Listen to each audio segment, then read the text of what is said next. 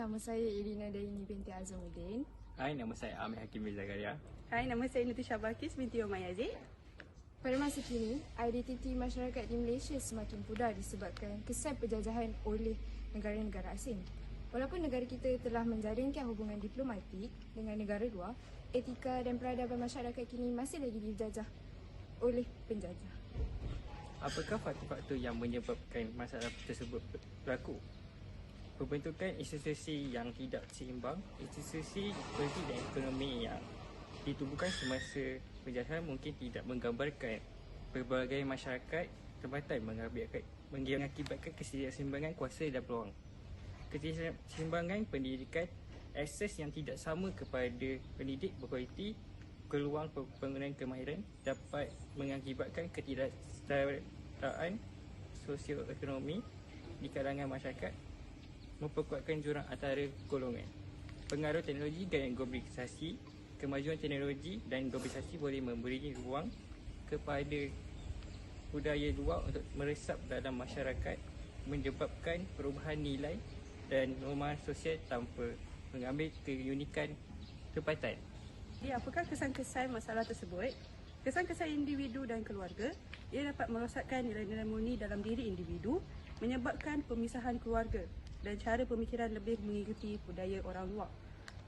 Bagi kesan kepada masyarakat, ia menyumbang kepada perpecahan antara kaum dan agama, pengaruh budaya barat yang mengabur nilai tempatan, menyebabkan jurang dalam sistem sosial.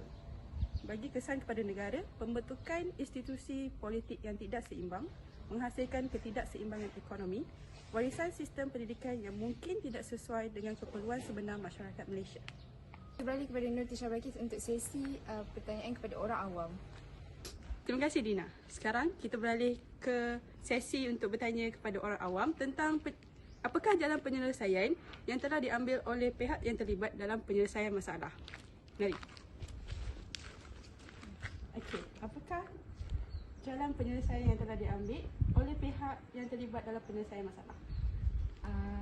Kalau dari segi pendidikan, kerajaan telah melaksanakan subjek sejarah dan bahasa Melayu supaya golongan belia muda ni dia lagi memahami tentang akar umbi negara kita. Kita ada individu, kalau dari segi individu, kita kena ambil tahu dan belajar tentang sejarah negara kita supaya kita tak mudah terpengaruh dengan negara luar ataupun kita tak ambil sangat budaya luar. Selepas tu kita ada mempromosikan budaya dan tradisi.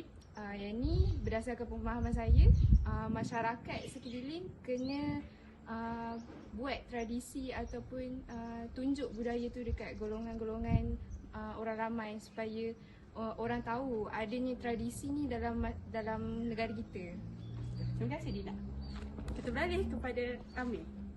Terima kasih Tisha. Sekarang kita akan menemui orang awam untuk cara penyelesaian masalah dalam penyelesaian masalah mereka. Boleh luangkan masa untuk jawab soalan? Boleh. Apakah idea baru untuk penyelesaian masalah?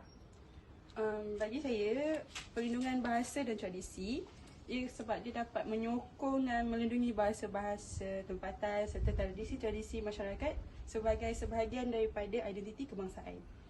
Bukan itu saja, dialog antara budaya mewujudkan platform untuk dialog terbuka antara pelbagai kumpulan masyarakat agar dapat memupuk pemahaman yang lebih baik antara kumpulan-kumpulan etnik dan agama. Lagi satu, pembangunan ekonomi merata, menggalakkan pembangunan ekonomi merata di seluruh negara untuk memastikan kesaksamaan peluang agar dapat membantu mengurangi ketidakseimbangan sosioekonomi yang mungkin berkembang akibat dasar kolonial yang tidak seimbang. Kita balik kepada Tina. Terima kasih Amir. Sekarang kita akan menebual orang awam lagi tentang cadangan jalan penyelesaian yang perlu ditambah baik berdasarkan jalan penyelesaian sedia ada. Cik nak tanya boleh? Oh boleh. Saya nak tanya, apakah cadangan jalan penyelesaian yang perlu ditambah baik berdasarkan jalan penyelesaian yang sedia ada?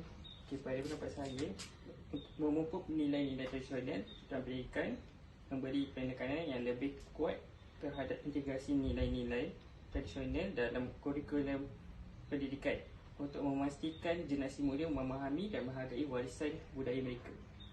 Kedua, pendidikan sejarah yang lebih mendalam dan menyeluruh untuk komprehensif tentang kesan kolonialisme ini dalam membantu merumuskan penyelesaian yang lebih tepat. Dan ketiga, kesedaran budaya melalui media sosial menggalakkan kesedaran budaya memproduksi kandungan dan memahami dan menghargai pelbagai masyarakat. Inisiatif ini boleh merentas sepadan dan merapatkan perbezaan. Itu sahaja. Terima kasih, Cik. Sekarang kita akan beralih kepada studio utama. Sekian, itu sahaja berita pada hari ini. Terima kasih.